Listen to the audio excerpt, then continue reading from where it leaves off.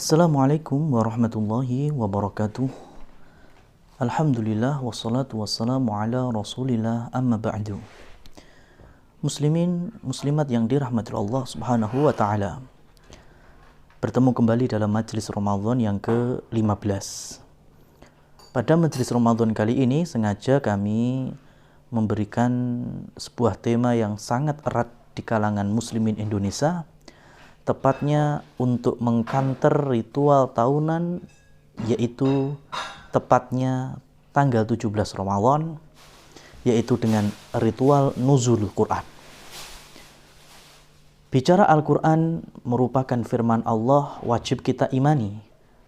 Amana Rasul bima unzila ilaihi min rabbihi wal mu'minun. Jangankan kita, semua para nabi dan rasul mengimani kitabullah. Cuma permasalahannya bagaimana tata cara kita mengimani.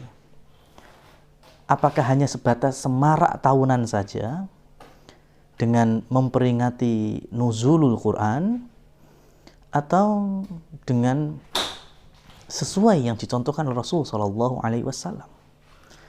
Maka pada kesempatan kali ini kami akan meringkas seluk-beluk terkait dengan nuzulul Quran. Ma'asyiral muslimin rahimani Allah wa iyyakum. Ketika para ulama sepakat, ijma' para ulama, Al-Quran itu diturunkan oleh Allah dari Lauhil Mahfuz dalam bentuk satu paket 30 juz. Karena Allah Maha mengetahui, Allah Maha berilmu. Dari Lauhil Mahfuz Allah turunkan ke Baitul Izzah. Di mana itu letaknya? Di langit dunia. Kalau di langit yang ketujuh itu Baitul Ma'mur. Kalau di langit dunia Baitul Izzah, yaitu langit sab pertama. Dan kalau di bumi ada Al-Ka'bah yang tepatnya di Masjidil Haram. Nah, ketika Allah menurunkan Al-Quran 30 juz, 114 surat dari Lauhil Mahfuz ke Baitul Izzah, sepakat para ulama diturunkan pada malam Lailatul Qadar.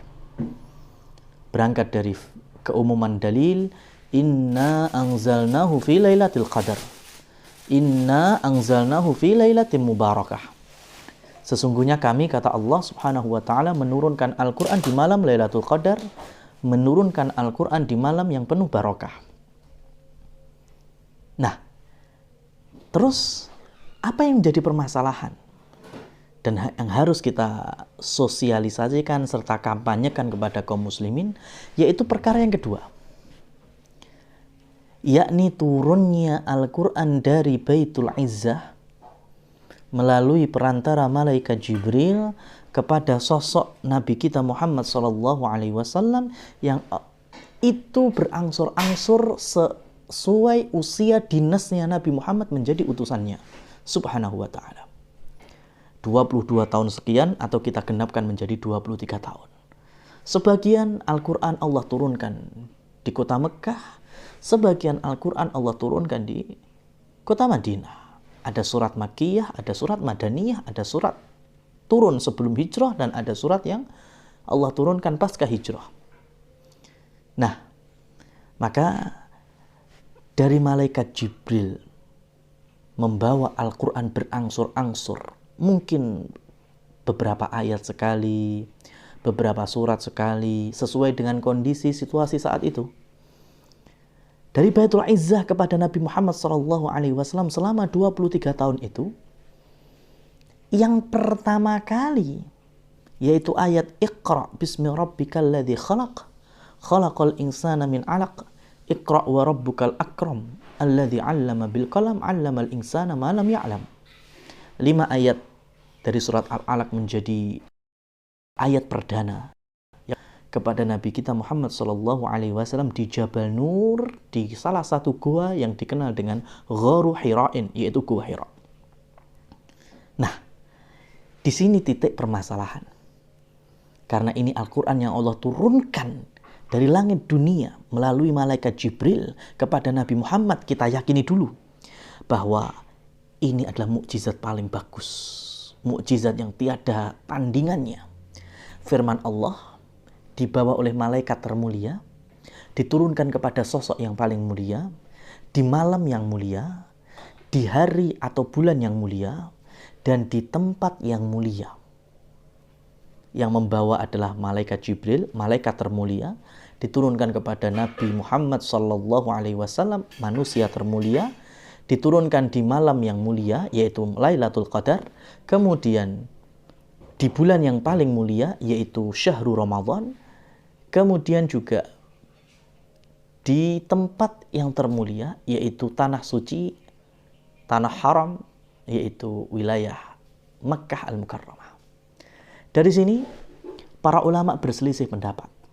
Dari sekian banyak perselisihan, dua yang paling besar, yaitu malaikat Jibril bertemu dengan Nabi Muhammad SAW di Gua Hira pada 10 akhir Ramadan. Berarti mengacu kepada keumuman dalil. Inna anzalnahu fi lailatul qadar. Inna anzalnahu fi lailatin mubarakah.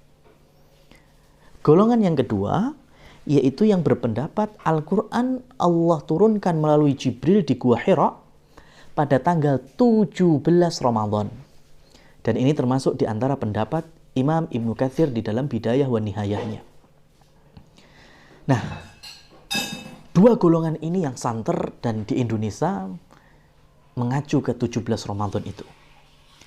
Maka kita akan menjawab sebagaimana ucapan para ulama kontemporer mujaddid abad ini, yaitu Syekh bin Baz, kemudian Syekh Shalih Utsaimin rahimahumullah, dan dibantu dengan ahli sejarah Sirah Nabi Safiyur Rahman Al-Mubarakfuri di dalam kitab beliau yang paling fenomenal, yaitu Sirah Nabi Muhammad SAW. Bagaimana mengkompernya? Dari perbedaan pendapat, ada yang mengatakan tetap di malam Lailatul Qadar. Ada yang berpendapat tanggal 17 Ramadan Al-Quran turun. Maka ada satu hadis, yang mana hadis ini sahih, tentang fadilah atau keutamaan hari Senin. Rasul mengabarkan hari Senin itu yaumun wulidtu, hari aku dilahirkan, yaumun bu'istu, hari aku diutus atau dilantik menjadi nabi dan rasul. Dari sini maka terjadi lebih jelas. Oh, hari Senin itu ternyata Rasul lahir dan Rasul juga dinyatakan menjadi nabi oleh Allah Subhanahu wa taala, makhluk pilihan. Maka Syekh Shalih Utsaimin beliau berpendapat kalau gitu kita cari tanggal berapa di hari Senin Ramadan di zaman Rasul sallallahu alaihi wasallam, karena sudah ada ilmunya. Secara astronomi, secara ilmu hisab itu ada. Sebagaimana kita sekarang kita hafal KTP, tanggal lahir kita sesuai KTP, tapi kalau pengen tahu tanggal lahir kita secara hijriah ada aplikasinya atau softwarenya. Nah, ketika ditemukan ternyata hari Senin di bulan Ramadan di masa Rasul Shallallahu Alaihi Wasallam itu terjadi pada tanggal 24 Ramadan. Maka beliau, Syekh Shalih Utsaimin, menguatkan pendapat ini. Al-Quran Allah turunkan tanggal 24 Ramadan di zaman itu. Kalau masih ada yang menyanggah, wah kami nggak terima, kami tidak sependapat dengan itu. Oke, tinggal kita mundurkan Senin minggu sebelumnya. Ketemu tanggal berapa? Tanggal 14. Kurang lebihnya tanggal 14. Enggak lah, yang maju aja. Oke, dari tanggal 24 maju satu pekan lagi, ketemu Senin berikutnya tanggal berapa? 28. Jadi, kalau kita mengacu keutamaan hari Senin di sana Rasul Shallallahu Alaihi Wasallam bertemu malaikat Jibril, tentunya dari sini kita tahu bisa tanggal 24, bisa tanggal 14 atau tanggal 28 Ramadan. Nah, bagaimana dengan tanggal 17 Ramadan? Tidak ada. Bukan hari Senin tanggal 17. Oleh karena itu sebagian ahli ilmu menyatakan pendapat Imam Ibnu Katsir, semoga Allah merahmatinya, dalam hal ini telah expired, telah kadaluarsa. Pendapat yang bisa kita bantah dengan secara ilmiah. Oleh karena itu, ini sudut pandang secara ilmu hisabnya. Dari sejarahnya, 17 Ramadan Shallallahu Alaihi Wasallam, Nabi kita melakukan peristiwa besar kemenangan perdana kaum muslimin, yaitu tragedi Badar. 17 Ramadan itu dalilnya kuat sekali. Dan selepas itu semua mengingatnya 17 Ramadan, di situ ada tragedi Badar. Dan Rasul tidak pernah mengaitkan tanggal 17 Ramadan. Selain Badar, beliau kemudian bercerita, tanggal 17 dulu loh, malaikat Jibril bertemu dengan saya. Nggak pernah. Ini dari sisi sirah Nabi. Oleh karena itu, kembali secara ringkes, kami menghimbau kepada kaum muslimin tidak menyalahkan untuk mengkhatamkan Al-Quran. Bagus, membaca Al-Quran baik, mentadaburinya mantap, mengamalkan Al-Quran itu kewajibannya. Tapi kalau hanya semarak-semarak gegap gempita, 1 tahun sekali, tepat pada 17 Ramadan, hingar-bingar khataman dari satu masjid ke masjid yang lain, itu pun bukan pribadi, kelompok. Dibagi-bagi, kamu juz ini, kamu juz itu, kamu juz sekian. Tentunya ini tidak pernah ada di dalam contohnya para salafus saleh, dan semoga melalui Majelis Ramadan tahun ini 1422 Hijriah ini, 1442 Hijriah ini, kita bisa kembali memurnikan bahwa makna dari nuzul Quran bukan hanya ritual tahunan, tetapi bagaimana kita yatluna kitabahu, membacanya, wa yuzakkihim, membersihkan hati kita, menjernihkannya, wa yu'allimuhumul kitaba wal hikmah, dan mengambil kandungannya itu untuk kita amalkan. Sebelum itu kondisi kita pasti tersesat, karena Al-Qur'anlah nurun, Al-Qur'anlah cahaya bagi kehidupan dunia dan akhirat. Wallahu a'lam bishawab.